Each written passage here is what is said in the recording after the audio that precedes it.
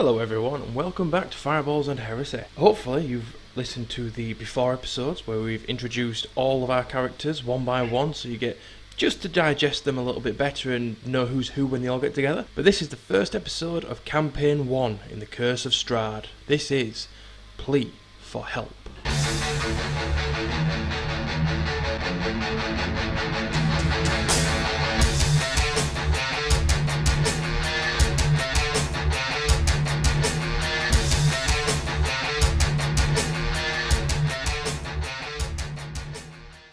Welcome back to Fireballs and Heresy. This is our first time all together in this campaign. Woo!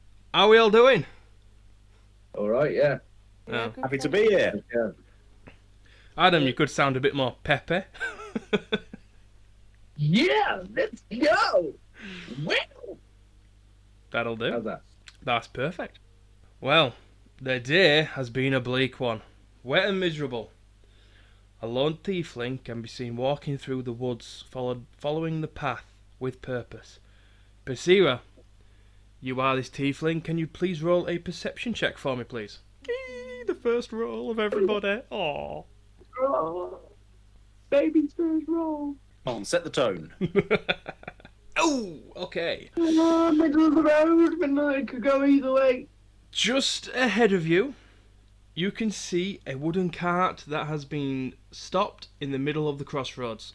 There are signs of, small damage, wear and tear. The wheels are fine. There's a bit of broken. The central carriageway is a bit damaged, but there's no signs of danger. There's no signs of blood or anything like that. In the back, you do see two haversacks. Is there anything you would like to do? Yeah, I'd like to take a closer look at it. Yep. In these two haversacks, you can find, bacon, apples, salts, fruits, some veg, carrots, broccoli, stuff like that, some asparagus. It equates to 3 days of rations, if you do want to keep it. As you are inspecting this, you can hear a rustling to the left.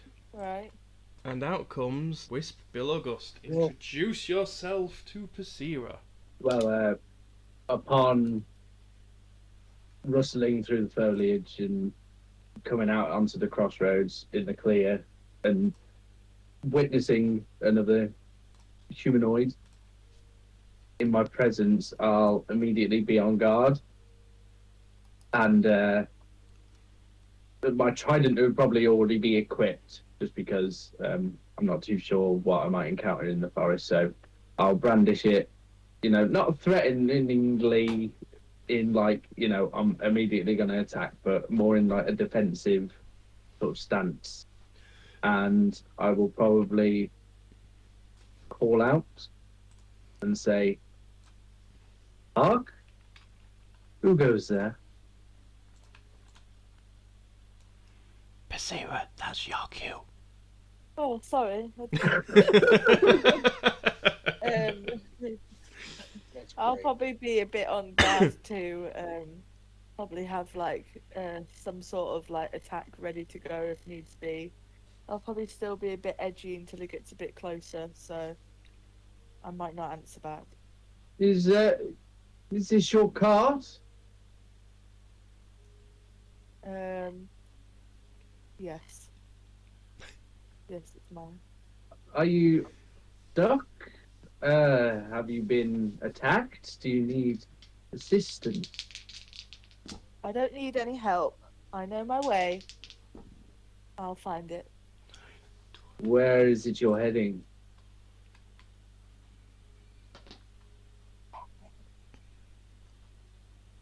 Where am I supposed to be heading? Town of Jane. Oh, I'm on my way to the town of Jane.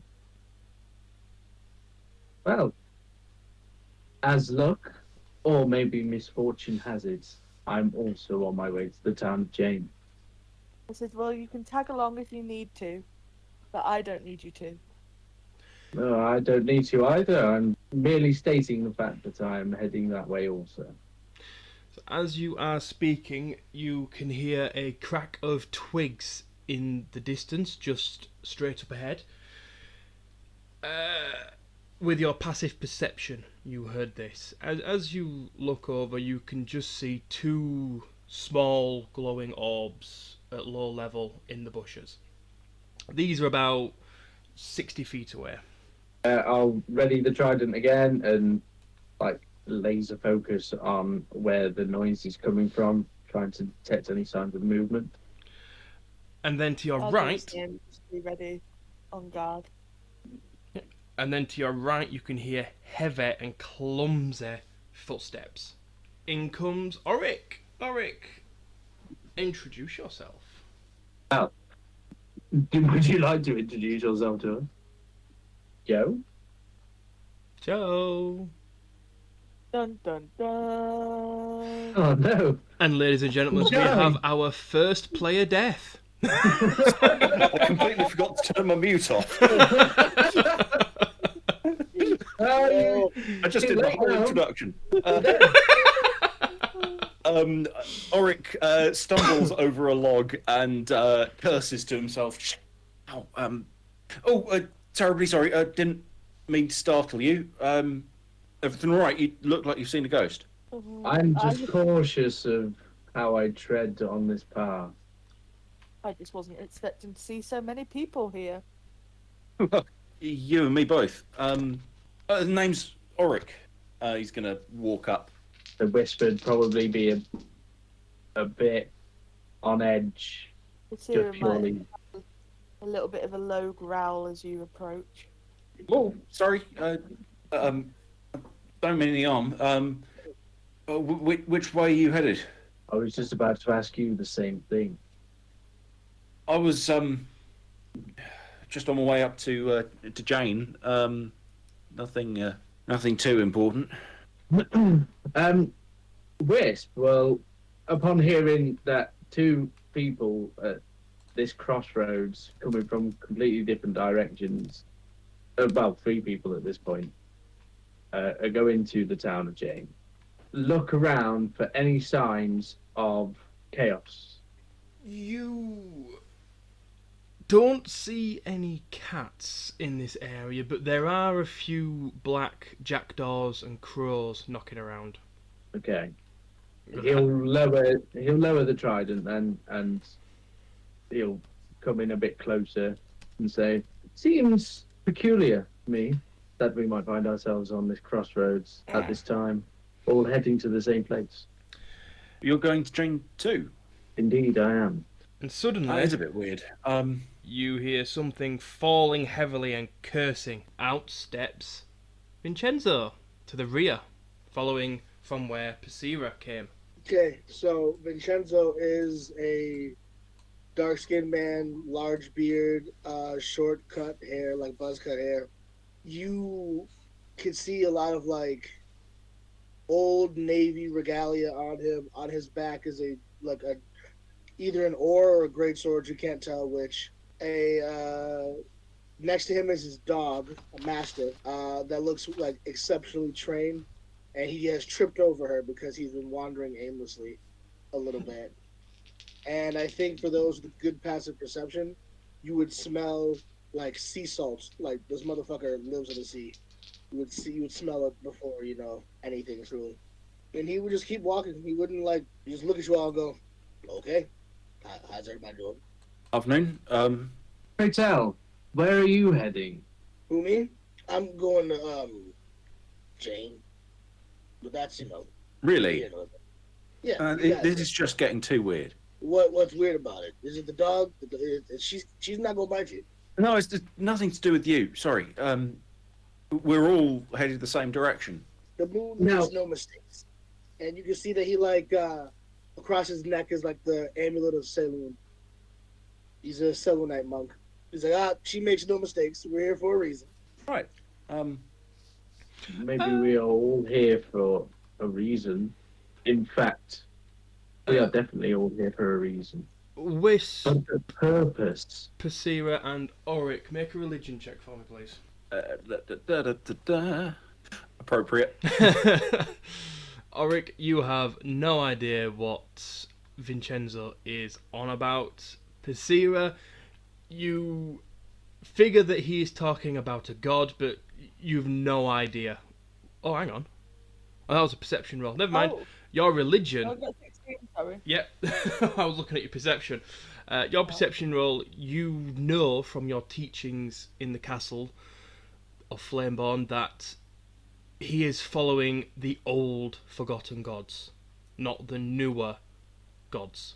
As you are following the newer ones, as is proper and modern, he is following old ones that have long considered being defeated by the Norse gods. Isira just kind of looks at Vincenzo and then turns her nose up at the smell and kind of disregards what he says. What a bitch. Are people paying attention to their surroundings, or are you more interested in the conversation? I'm paying attention to the surroundings. Oric is more paying attention to the people because that's who he considers to be the threat. As his wish. That's funny because Vincenzo can like feel that you guys are all weird, so he's just gonna be like, "Looks like you guys got hurt in your past, huh? Like something bad happened. You guys can't trust nobody. That's okay. That's fine. That's weird. It's alright." But Forgive me if That's I the do case. seem a little tense. Only these lands are new to me, and I'm not familiar with the clientele it possesses. well, that makes two of us, you know. But you can either laugh or you can cry, you know. You can tell that Vincenzo gives off like golden retriever energy, and he's just like, I'd rather not get stabbed in the back, so I'm gonna keep on walking. You're welcome to follow me, just not stab me. Well, you won't have any trouble with that from that with me. And Oric sort of throws his sort of cloak to the side and displays the fact he has no weapons on him. No. Curious. You do Isira get a just flash kinda- of red and blue on the wrists, though. How do you intend to defend yourself? And just as you ask that, I want everyone to roll initiative. Well, I guess I'll find out. A wolf just pounces onto Oric. I think Oric's probably going to axe kick it. He's just gonna. Whoosh! Basically, yes. Well, this is fucking hell. They're 23. This is the wolf gets a surprise round because nobody was paying attention, and it rolled on all 4 of its stealth checks. And it is going to bite you, Oric. No, it's not. Yeah, they're going to try very hard. So it jumps onto your back, and you just manage to bring your arm up in time, and it jaw closes around one of your gauntlets, and you just manage to just flick it off. Easy. Don't worry about me. I'm going to just, as I say, I'm just going to axe kick it. Well, you are top of the round, so it is now your turn. Wait, he beat a 24? Who got a 24? I'm just kidding, guys. You got an 18, my boy. Yeah, I'm just kidding, guys. 22 to hit.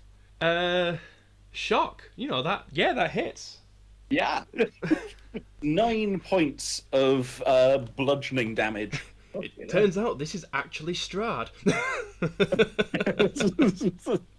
So as you axe kick this thing, you hear it. Hits it hard.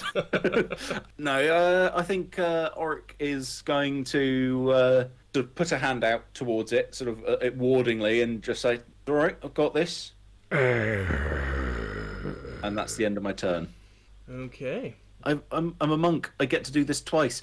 I punch it. You're a mean dog trainer. Hey, just stay back, okay? Pop right in the mouth. Here now. Shit. Yeah, that hits. Wait, I didn't know we were all starting at level 10. What's this? I rolled really fucking high. Yeah. 7 points of bludgeoning damage. I'm just going to punch it in the nose. You're going to take its nose clean off. You've killed it. Shit. I'm going to sort of kneel down and try and staunch the bleeding. No bone just goes straight through its brain. 2 things, DM. 1, can I have a Mastiff? Oh, yes, you can. Let me just. Turns out Oric was actually fighting the Mastiff. It's dead. For those listening, the Mastiff is a sidekick and will be leveling up with me. It's what it is. Ooh. I will allow you to keep track of its health and AC. And... I already am. Oh, good. So I'm gonna look at the guy as he punched a wolf and be like, well, that's okay. I'm sorry. I didn't think that was gonna. Ooh. What are you sorry for? That was actually. I genuinely look really heartbroken. Listen, friendo, if you're gonna be sorry, you gotta use all the animal, okay? And Oh, is that?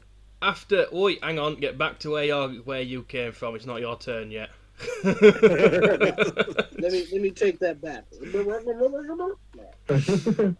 And just as you impale this wolf with your own hand, and second wolf is going to jump over its corpse and attack you again with a bite, with a 18 to hit. That does hit. Woohoo! I got my first hit. That's 7 piercing damage. Ooh, I don't like being level 1. That's its go. Vinny, you're up. Okay, Vincenzo is going to snap at Sister Constance, and she's going to try to. So we are going to, Ooh. we're going to try to take him down. The other wolf here. I do apologise. Joe, make a strength saving throw, please. Of course. 12. You save just. You are not knocked prone. Sorry, Vinny, continue. So that's what the Mastiff is going to do, is try to grab it and knock it prone. So first is Okay, that's a strength save then. okay. So first is That's an 18 to save. Okay, so it's not down, but does a 14 hit. Yes, it does. All right, roll damage. Don't be weak for me. 2. Good job, girl. So the creature takes 2 damage, and she bites into it and tries to drag it down, but does not actually drag it down at all. The wolf just kind of tilts its head to look at this massive dog just nibbling, tickling its leg. What the fuck? Arrgh. And as she does that, I just walk up very slowly and take off the handle that's been sticking out sideways, and I pull out a sword the size of my body, and I just, if we do the flanking maneuver, I'm gonna try to bicep it. Ooh, lovely. Oh wow, that was almost a nat, but we'll go with 22 to hit. Yeah, that definitely hits. Okay, and then wow, look at that fun damage, 6. You manage to ram your sword in it. It whimpers, but it is not down. It does look bad, but it's not down. Yeah, I get that. Okay, and that's my turn. Okay, Persira, you are up. I'm gonna walk towards, closer. How many feet away am I from the wolf? From that wolf, you are 15 feet, but in line of sight, Joe is in the way. Oh, okay. And do you care?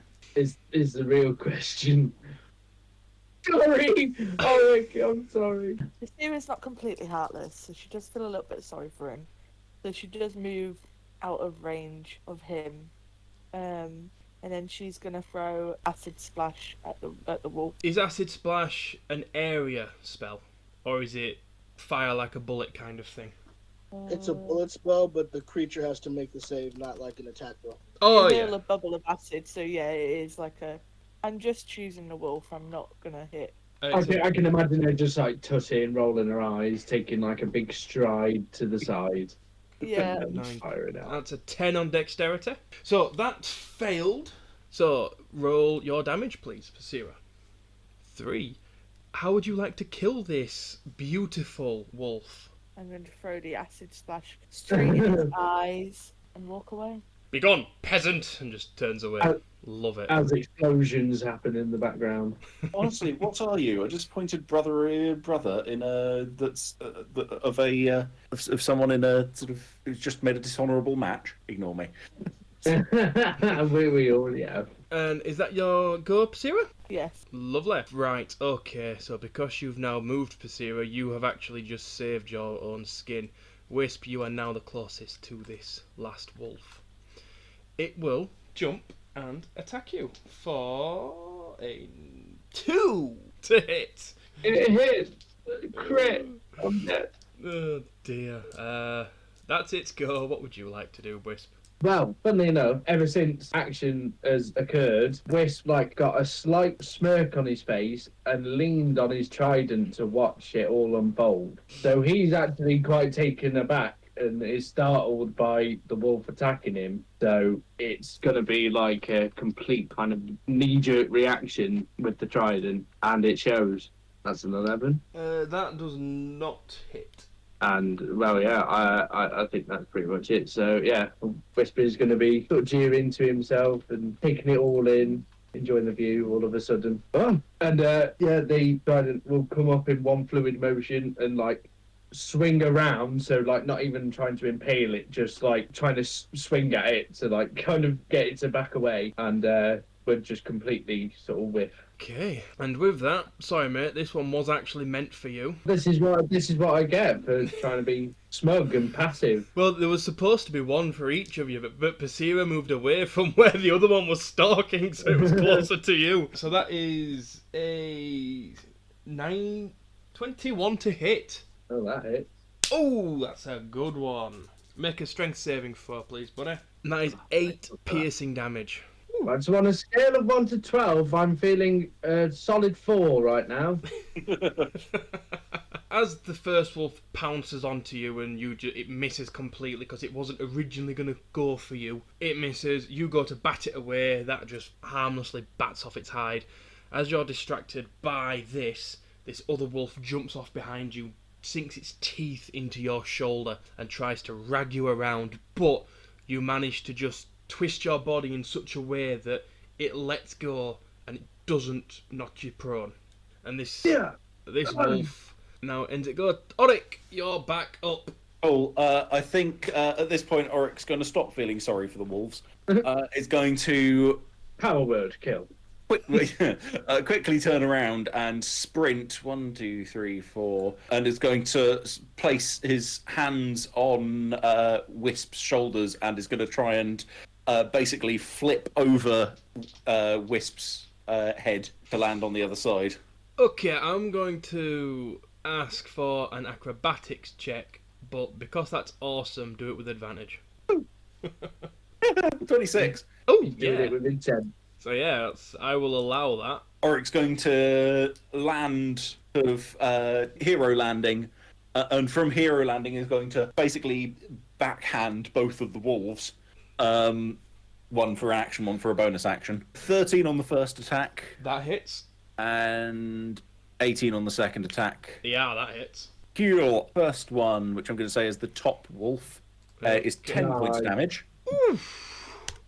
You just hear this as it gets fumbled into the ground. And the second one takes 7 points of damage. Big hitters.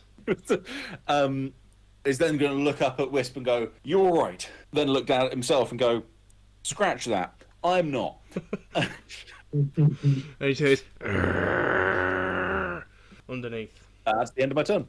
Okie dokie, so they're dead. Vinay, you're up. So Vincenzo's gonna see this and be like, all right, that's one fast motherfucker. I am not fast. Well, and just like walk leisurely. Again, he's like very leisurely with his shit. Puts his sword away, walks over to Priscilla, then takes a step away from Priscilla because he remembers that she looked at him sideways. And loads up his crossbow and aims it at one of the wolves and shoots it. Okay, top or bottom wolf? Top wolf. Okie dokie, fire away. Far away, far away. So light 'em up. 19. 19. Oh, that definitely hits. Oh yeah, 9 damage. This is massively overkill because it only has 1 HP. How would you like to kill it? I do. It's funny. It's funny you say that. I do walk up to them and go, bulletproof, nothing, far away, far away. I shoot him in the head, and then I just like snap my fingers, and then then I'm gonna have the Mastiff go after the other one and try to take him down. Zero fucks given. He's just singing away as he's reloading his crossbow. This character. After my session 0, absolutely not. I don't care about anything. That was brutal for 0 reason. About your session 0, Chief, Adam couldn't help himself and he listened in, so he knows your secret. Sounds great. So, 23 to hit. Oh, that hits. Okay, because I found out that the sidekick attacker gets a +2 to their attacks. Ooh. So that is 1d6, 7 piercing damage. That kills it. Mm-hmm. So the mastiff just comes up and just tears into this wolf, and you just hear this little yelp as it just falls limp. So, as you have met for the first time, you've butted heads, and you have killed 4 wolves. And Oh, that yeah. is we level combat up? ended. I You think asked if you leveled up. You funny as hell. I think at this point, Oric is going to pull out some old-looking, sort of somewhat tattered clothes and start tearing them into strips and just wrapping them around the bite wounds on his arms. Not in any sort of professional or trained sort of way. Just recognizing that he's got open wounds on his arms. You don't fancy any more of that sweat health potion? Yeah, that was tasty. Mm. Right. So, as you are all now together, there is a signpost, and it does say Town of Jane, 4 miles, which is about an hour and a half away. Right. An hour and a half in 4 miles. What are we kneeling all the way No, there? we're American. So I look at both of the 2 injured parties, and I go, I could offer you healing, or you could just I'll natural. How do you want to do this today? Not to If worry. you've got the healing going, I would be happy to take it. All right. I need about 12 minutes. Come on. All right, yeah. Do we want to do anything with these Yeah. wolves? Can you Or put those in a pile for me? yeah, sure. That's terrifying. I'm only It's gonna joking. start. I'm not adding that to the roster. Is going to grab the wolves by the scruff of the neck and drag them into the center of the crossroads. I'm going to cast Cure Wounds on the both of you. Is there anything you would like to do to the wolves, or are you just going to leave the bodies to the crows? All right, I got a plan. I'm just going to cure these knuckleheads first. So, after I cure them, let's see. 5 HP to the both of you. Very nice. Thank you very much. Much appreciated. I'm gonna then. So I needed 12 minutes because it was just like 6 seconds for that shit. And then I'm gonna ritual cast purify food and drink over the wolf bodies. You're gonna do what, sorry? I'm gonna cast purify food and drink on the wolf bodies. Oh, okay. So you're going to drink the blood. I most certainly am. I'm gonna ration these nuts. I'm gonna eat them. You know, you can make that far more palatable if you turn it into a blood sausage, right? Oh. Well, the thing, and as I'm like ritual casting, I'm like, the big point is I want to make sure there's no diseases. We don't know if there's homeless kids who can't eat, so you got to make sure they eat. Right, fair, yeah. You could probably get 2 days worth of rations per wolf for the group. That'd be 8 rations. So that'd be an extra 2 days per character. Or Chief, you can just have 8 rations. And I'll let the group decide. I'll I've already happily got take some meat if that's all right. Take the Go blood ahead. sausage. Well, I'm doing. I mean, I don't have the kit to make it on me. Anyway, shortly after the Mastiff kills the last one and we're out of initiative, Whisper's going to obviously, look up at Oric, a little bit ashamed as to, allowing himself to be ambushed and surprised in that way. He's going to give just a nod in, well, I'm hoping it'll be construed as a grateful nod. He will also, as being healed with cure wounds by Vincenzo, will also kind of like give him a appreciative look in his direction, but still remaining silent. And then he's going to close his eyes and clutch at the pendant and is going to cast lay on hands on himself to restore the last remaining hit points that he needs to get himself back up to full. Auric is going to look at you surprised and go, "Like me? Another one? All right." He also has completely missed your nod of acknowledgement. He would prefer that. He would like to know that he's not in anyone's debt.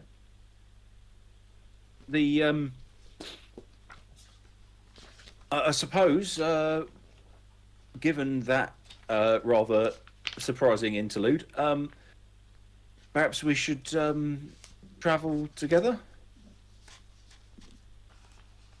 I concur it would be much safer to travel as a group. Sarah begrudgingly agrees. Thank you for your help with that second wolf, by the way. I don't think I caught your name, madam. She looks at you and gives you a nod and says, Sarah. And that's it. Auric bows slightly more formally than you might expect. Auric, make an investigation check for me, please. Or perception. Perception. I'll go for investigation. Investigation's fine. 16. Sarah, are you wearing your necklace? Like in person or in the game? No, in the game. Yes. Auric, as you're bowing to her, you notice a shiny trinket around her neck. It is 2 dragons embracing a bloodstone. You recognise this with your investigation check as House Flamebaum's family crest. Does that mean anything to me? You will know it from your teachings as a child.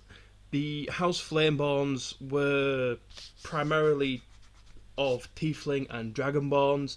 They were the house that used primarily airborne assets, such as dragons, to get around. This may not mean that the person wearing is royalty. They may be owned by the family. They could even be a high-ranking officer in the military. This is just something to say they belong to the family. All right. Auric attempts poorly to hide a slight hint of disappointment on his face. Okay. Sarah doesn't notice. Okay, so are you heading to the town of Jane? Mm-hmm. Are you going to walk? No, I'm going to fly. Well, you do now have a cart that Persera has apparently claimed ownerage of. Yeah, but who's going to pull it? Something to pull it.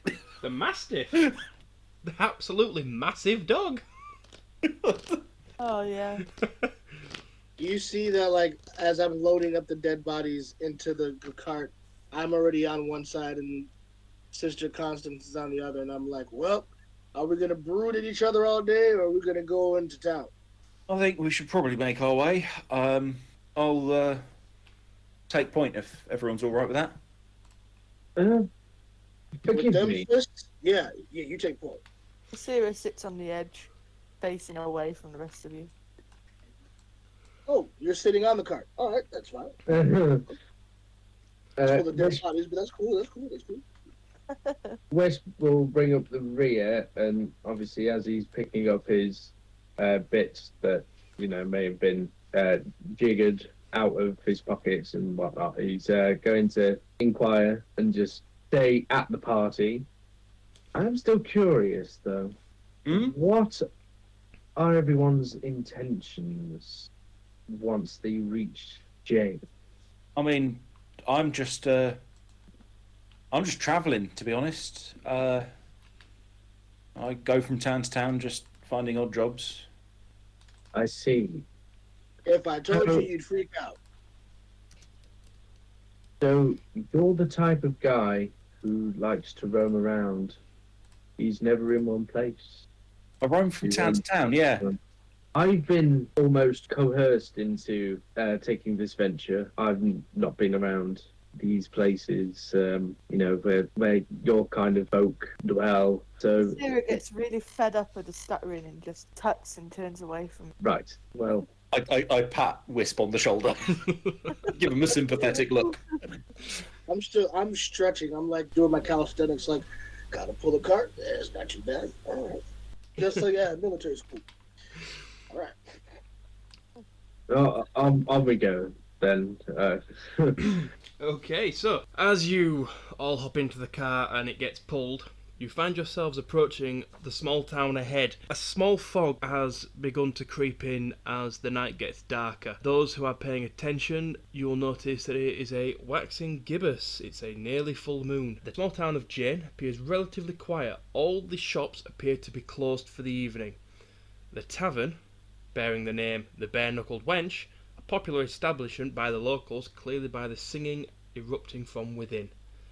The small town's buildings are made mostly of hastily erected wooden single-storey dwellings that have been reinforced or built upon over time. The roads are a simple dirt track with deep grooves from carriages drawn by horses. The night is bitter and cold. The moon is lighting up the neglected patchy grass as small shoots begin to sprout through the thick mud as it is the 7th of first sprouts. Spring is just beginning, so it's a little bit nippy, but it's not freezing cold. The days are okay. The tavern is filled with the locals that variously have their own social groups, tightly knitted and huddled together, only turning to look at what is coming through that door when it opens before disregarding it and returning back to their business. The tavern keeper is a rather short and elderly looking Arakocra. His feathers are a little bit greyed. There are humans, half orcs, half elves. There's a sniff bufflin. There's dwarfs. There's a sniff bufflin. What the fuck is one of those? A deep gnome. Oh, Come on! I've never heard it be uttered. Okay, so everyone looks at you, very quickly turns away. There's a half orc throwing daggers at the wall where the target practice is. And As Auric is walking in, he's got his hood up fully. what's everybody else doing? Sarah walks over to the bar and orders a drink. Ah, right! You have not seen one of your sorts for quite a while. The elderly Arakocra kind of ruffles his feathers and kind of licks his hand to smooth back the greying feathers on top of his head. What can I do you for? Sarah just kind of looks at him with a side eye and says, 1 shot of whiskey, please. No ice. Oh, Ooh. would you like the dwarven whiskey, which is the stronger stuff, or would you like normal? Sarah looks at him as if to say, is it not obvious which one I want? He goes, obviously the dwarf whiskey, and then turns back to look at the room. Another one for me as well, please, if you don't mind, barkeep. Of course, of course. Where are you coming from? I've just my way up from Scary myself. I've not been there for quite a while. We used to have a good run down there. My adopted son, he used to take some beers down there, and we used to get some gold for it. Oh yeah. So dwarven whiskey, he brings you a shot glass each, and goes, that'll be 30 silver in total. You paying together or all individually? Individually. Okay, that's 15 each. Ah! You sure you don't want me to take this one? Sarah begrudgingly throws the change on the bar and looks at Auric in disgust. All right. Puts a neat stack of coins on the table and sort of turns his back to the barkeep and looks at the room. Vinny and Wisp, what are you up to? Wisp is right, well- quite in awe. This is like his first groundwalker tavern that he's been in, so he's kind of taking it all in and noticing the differences between, a typical tavern that he's used to and the groundwalker tavern. And yeah, he's gonna look quite chipper and eventually to Vincenzo and just say, right, you want a drink? I probably shouldn't. Oh, well, for me. And he'll More- briskly more for walk you. over to the bar. And what can I? You are very different. What can I get you? Oh, thank you. It's nice to be appreciated around these bars. And meanwhile, Chief just starts playing the piano.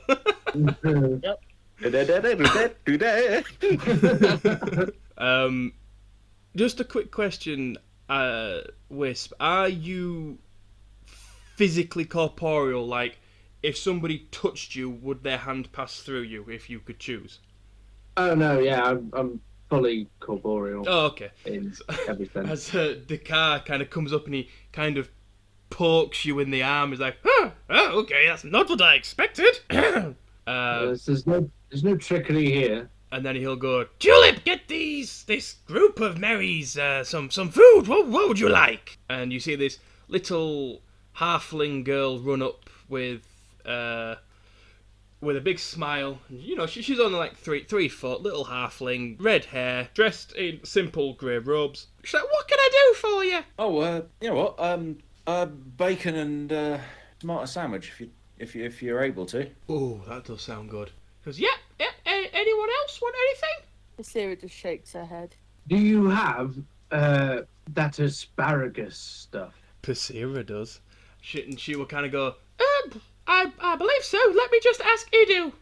And she'll run off into the kitchen and return a few moments later and go, yeah, we could get you some I'm going to asparagus. quickly run over to Vincenzo and ask him what he wants. Vincenzo is yeah. playing the opening theme to Kingdom Hearts. And it's very beautiful, but it's also melancholy. Seeing a lot of people enjoying themselves at the same time reminds him of his lost crew. So he's just like, this is it's a bit much, So he's just chilling over there, and he just goes, I'll take a water. You sure you don't want anything to eat? No, I'm good. Roll a performance Alright, well- check, please, Vinny. 16. Okay. You get 11 silver pieces from passers-by as they put it on the bar for you. Oh, sorry, the top of the piano. Thank you. Oh, I'm gonna sort of sit there, facing away from the bar with my whiskey, Those... eyeing up the darts board. Those... and as you're eyeing this dartboard, the half-orc turns to you and goes, this ain't no dartboard, son, this is an axe board! I immediately lose interest because I can't throw axes. So, did you get a drink, Wisp? Sorry. No, I just asked for asparagus. Oh, okay. Persera and Auric, when you take your drink, make a con save for me, please. I will remind those who want to know, you can choose to fail these. So this is to see if the alcohol affects you. So if you fail... I'm going to choose to fail mine. Yep. So you get a little bit drunk. 16. That passes. It's you've in your teaching times you have I've been had to a few frat parties. yeah. Because you've only failed this one, it's your first shot. It doesn't really affect you. You just get a little bit of a buzz, can't you? You've had a hard day. This one's just gone to your head a little bit. As this is happening, a tall and slim lizard will come out of the kitchen. He'll be dressed in a simple blue and golden trim robe. He is, judging by the look of him with his scales, he's still fairly young. You would imagine he's just prior to maturing. He's just about to hit the puberty. And he is going to bring the food to the plates, and then he is going to walk away. So, Auric, you've had your drink. Persera, you have just had yours, and everyone's food has arrived. Wisp has his asparagus, Auric has his bacon tomato, and you are sat there with an empty whiskey glass. I check. Is it a properly floured bap? Sarah slams her glass down on the bar and says, another one, please. Right, you are. Sorry, You that's say the wrong please, person. fucking hell. Right, you are. He's definitely pissed. And Look, he'll pour you another Sarah, drink. just Pardon? tell me to fuck off if I'm overstepping. But you all right? Sarah looks at you and says, "No, not really," and then just leaves it at that for now. Wisp is Right. going to press the asparagus to his lips and purse his lips around the asparagus and then lean over to the nearest candle and proceed to light it up. Uh, Gonna take a big inhale. Oric immediately forgets about Pasira having a bad day and looks at and just fascinated by what Wisp is doing. as this is happening, the aged Arakocra will raise his eyebrows at Wisp, but see absolutely nothing illegal about it because he has absolutely no idea what the fuck's going on. He will pour Pasira the drink, but he will not remove the bottle. He will keep it at the bar because he has a distinct feeling there's going to be a few. Sarah picks up the glass and downs the whiskey in one. Make a con save for me, please. I want to fail that one too. Oh yeah, but if you can still make it, there is a problem if you get a certain score. Dun, dun, dun. That's fine. That was a fail anyway. You are now with the dwarven whiskey with a second failure.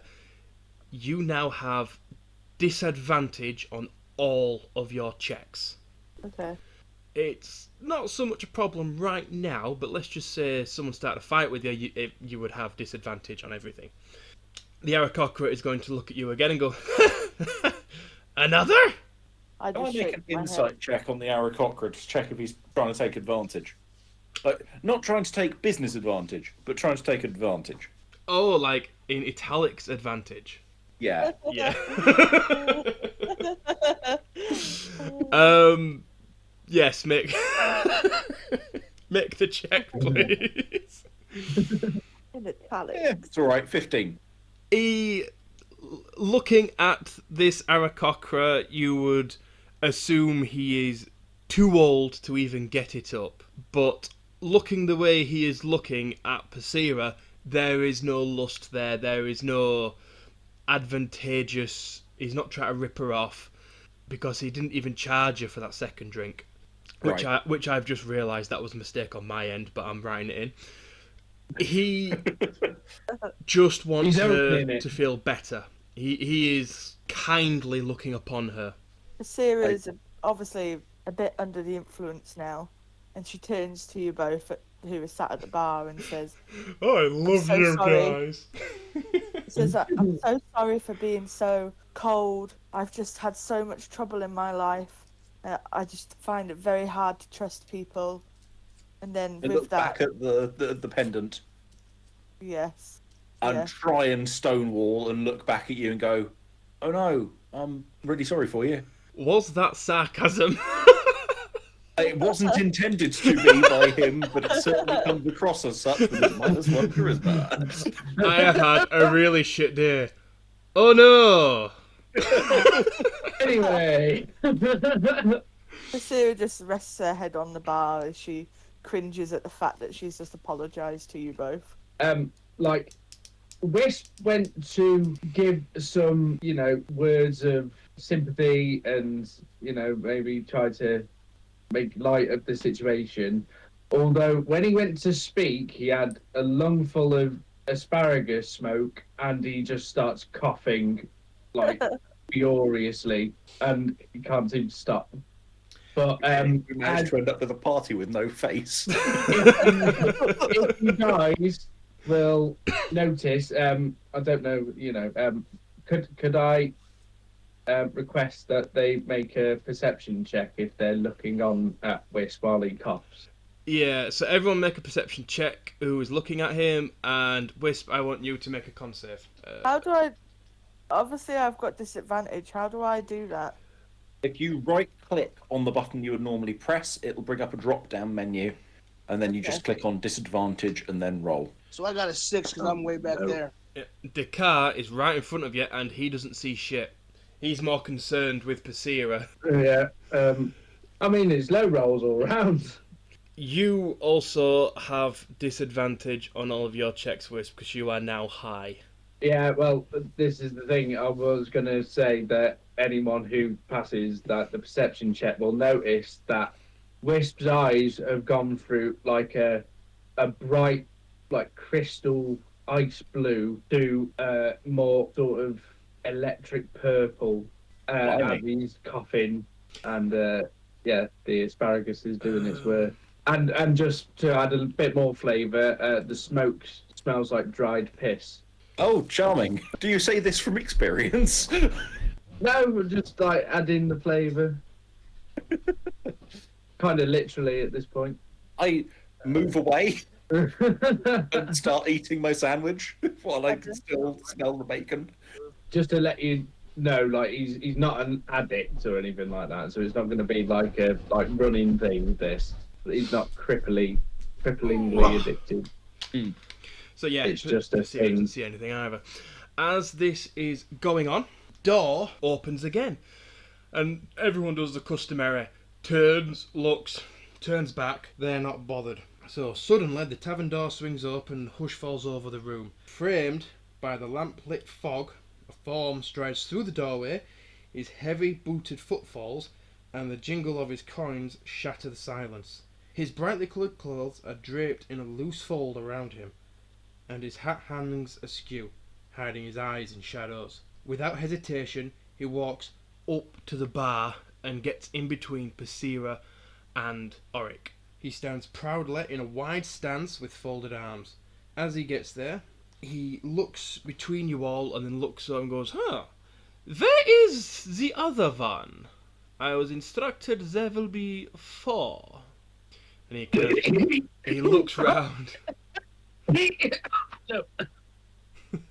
He looks round and he sees Vincenzo playing the piano. He goes, I will go see him after I have seen you.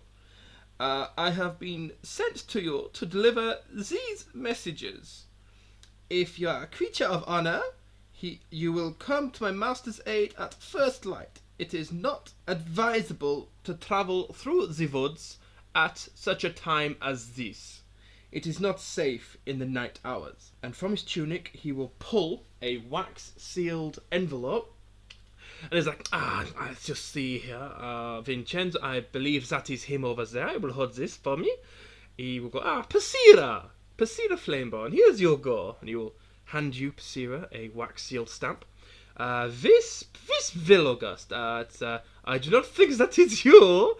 And he kind of wiggles his finger at Oric and goes, you can have this one, and gives you a wax-sealed stamp with Oric Silverdale written on it, and he will pass. I immediately hide the name and sort of put it face down on the table in front of me. And he will then kind of saunter over to Vincenzo and goes, Vincenzo, my deepest condolences, Admiral. And he will hand you the letter, Vinna, with the wax seal stamp. The letter is stamped with a wax seal bearing a crest. It is a raven with outspread wings, cawing with its talons ready to grasp something. Behind the tavern is a tall stone shield with 5 points. At the top stands an oval hole just below the top. Inside you see a multi-tower castle. You may open these letters whenever you wish. Amid the silent stares of the patronage, the man strides back to the bar from Vinny and says to the Aarakocra, fill the glasses. He's gonna follow. He's not gonna let me yell and shit. Alright. When he gets to the bar, he's going to go, fill the glasses, one and all. Their throats are obviously parched. He'll drop a heavy coin purse with gold at the bar, and with that, he goes to leave. I'm going to attempt to grapple him on the way out. Okay, what is the save? I believe it's athletics versus acrobatics or athletics. Do I have to make an athletics check? I'm not good at these. No. you It's over his shoelace. as you go to grab him, he does just kind of twist his arm away and goes, "Ah, Mr. Silverdale, is there something I can assist you with?" Can we talk outside, please? Of course, sir. Of course. And he will bow his head and wait for you to lead. I walk outside and I am now twitchy as fuck and looking around the bar. He will follow.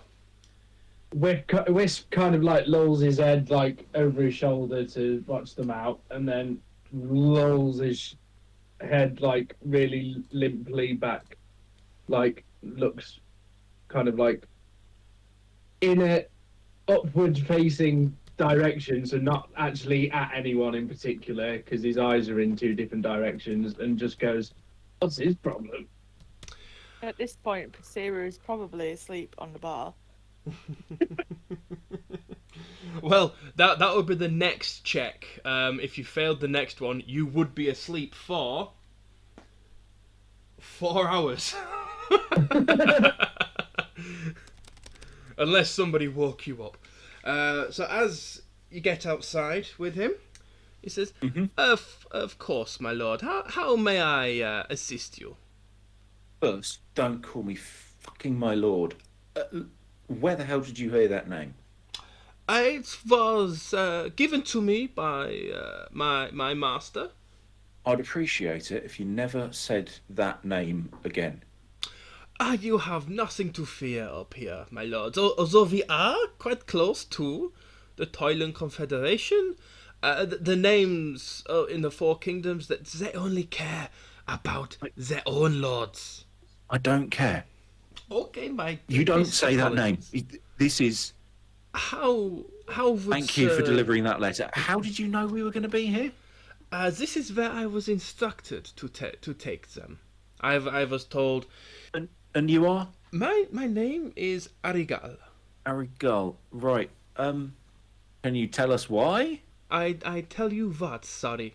Why you were sent here? Is it like why are you sent to find us? Like, this is weird, all right? I mean, we do have our own problems, but I do believe the letter explains everything. Right, the letter. Okay. Right. Sorry to keep you. Yeah. Not your fault. My deepest apologies, sir. How would you like me to address you? Just Auric. Auric is fine. Understood, Auric. What was his name again? Sorry, so I can put it down. Arigal. Arigal. Okay. Arigato. Arigal. So if anyone would like to open their letters, they may. I have. I'm gonna hold on to it until I go to bed. Okay. Is anybody opening their letter?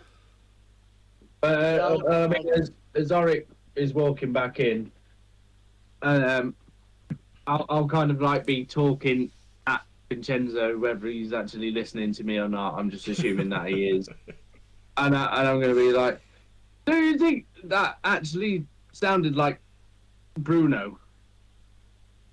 You know Bruno." But so Vincenzo's actively ignoring you as he opens his letter. Because he just sounded just like him. Like, I don't know what it was. It just... Who's Bruno? What's up? It's Bruno. You're gonna tell me it's one of Sasha's characters, aren't you? Yeah, he is going to tell you that. I opened the first letter and I'm like, I don't recognize that last name. Oh, fuck off.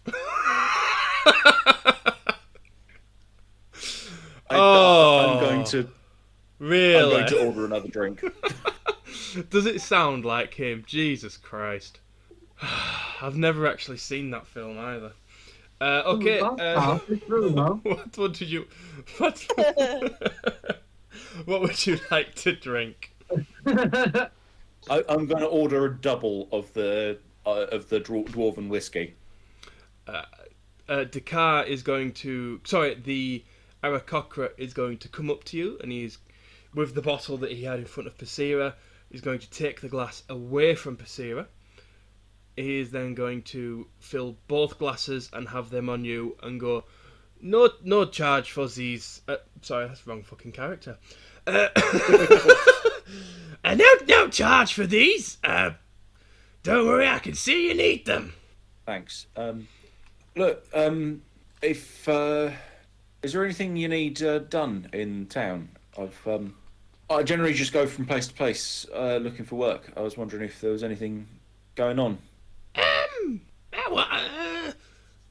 Not the. Let me just. Not that I can think of, mate. Well, all right. I love this character. Look, if anything does come up, just know that Auric Tidebreaker will be available to help for the next week or so. Ah, the Tidebreaker. That's even a name my old ears remember. All right. I thought that Bruno chap called you Silverdale.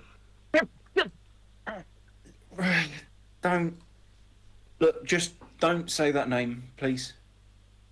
Now listen, we've all got pasts, you know. I know. Like, it's all I know. really I'm fully aware that we've all got pasts. deep. Yours isn't But- currently hunting you, right? Do you have a bounty on your head or something like that? Is that what it? I mean, I haven't checked if I've actually got a monetary bounty on my head, but trust me, nobody else who'd be coming after is anywhere near as dangerous as the two I know I've got coming after me. If you've got someone after you, we do have a room with no windows, so no one can get in. It's quite difficult to get to. So there's not really much chance of people sneaking in. If you get my drift, it's cheap because there's no window. People like windows, apparently. Would be really appreciated, actually. Yeah, it is 5 copper for the night. There are 3 beds and an armchair, but it's you can have it if you want. That would be perfect. Thanks. Yeah. And breakfast is included as well. In the 5 copper. Yeah, well, it's not the best breakfast. It's just bread and cheese. I've had much worse for much more. Tell you what, he's going to put 10 gold on the counter and go, I know it doesn't quite cover the drinks, but keep that for yourself. When you pass that over, he will just kind of slide the half bottle of dwarven whiskey to you. No, the 2 will be enough. Thanks. Right. He does though. Pour both glasses into one and then down the lot. All right. And Vinny just like reads his letter and goes, "Time for a bit of fucking transparency. Seems we all got our shit. I got mine. You got yours.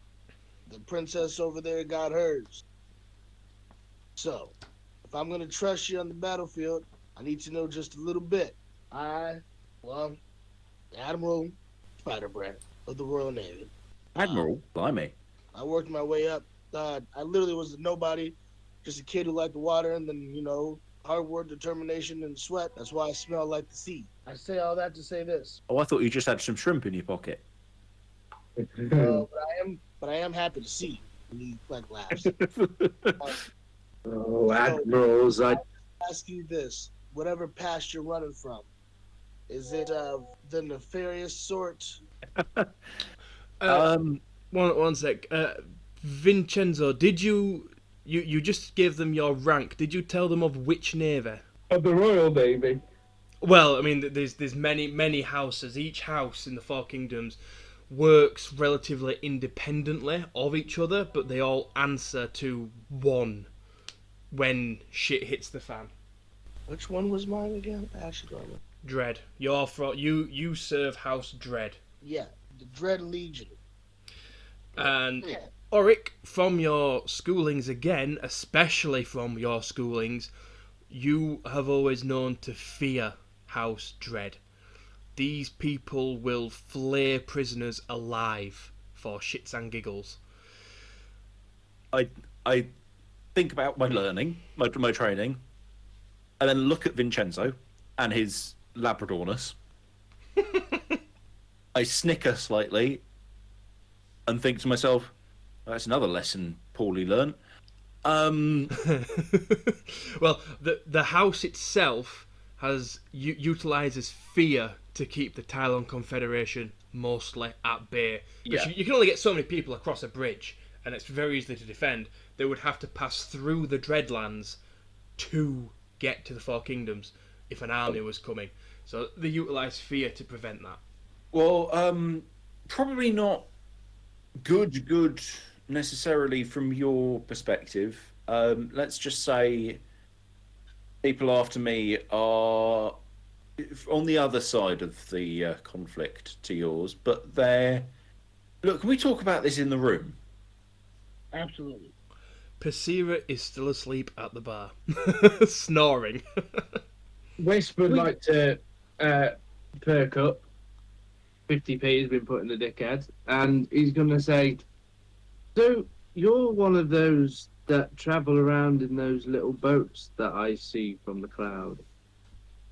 Little is an understatement, but yes. I mean, they look little from where I stand. And what do you do when you're in those boats? Because many a night have I contemplated the comings and goings of the little water vessels. He says mostly cargo, stopping pirates, insurrections, things like that. You know, Interesting. enemies to the state, that type of deal. He says this as he walks up to the room, kind of finishing it up. I do actually believe that I've made quite a fair bit on your particular boat during certain scuffles that you may have gotten into in the past. I believe so. I've never lost. Well, I lost once. Let's go to the room so I can tell you why. It's shit.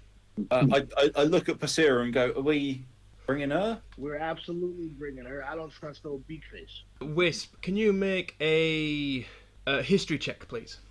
Ooh. So, you know, up until you left, only, a couple of weeks ago, that the ship, the Shadow, the ship that Chief was on, is still sailing around. Without him in it? Well, you don't know. All you know is you left Breaton 2 weeks ago. When you was there, you were still able to bet on it because it was still sailing around. Mm-hmm.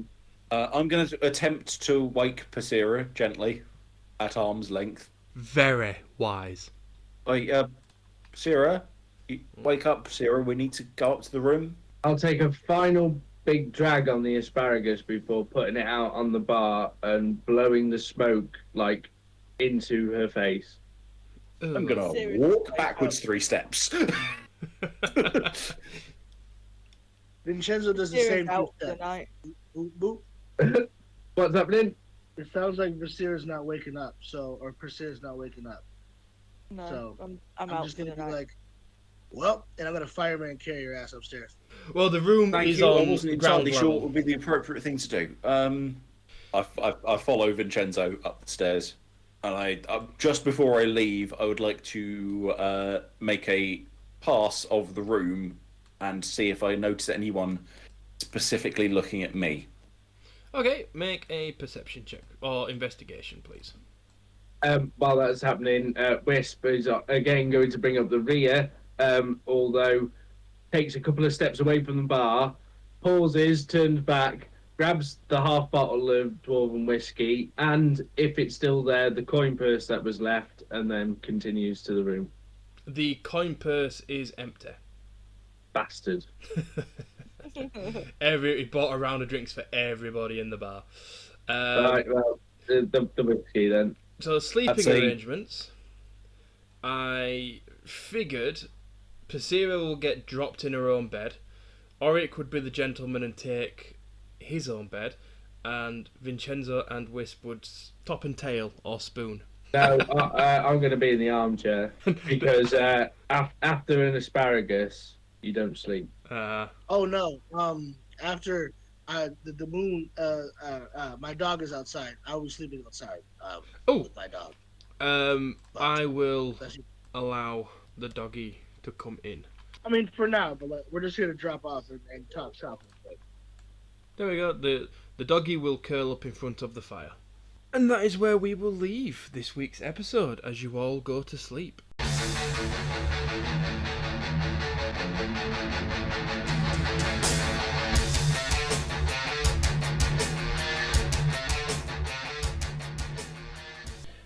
Well, thank you very much for listening. We hope you enjoyed that episode there, our first one of Campaign 1 with Curse of Strahd. I am your Dungeon Master, Luca, and just to clarify for the later episodes, Persira missed the next few episodes because she wasn't feeling very well. She's now decided to step down for a little while she does her thing. So we will continue with another character until Persira joins us again.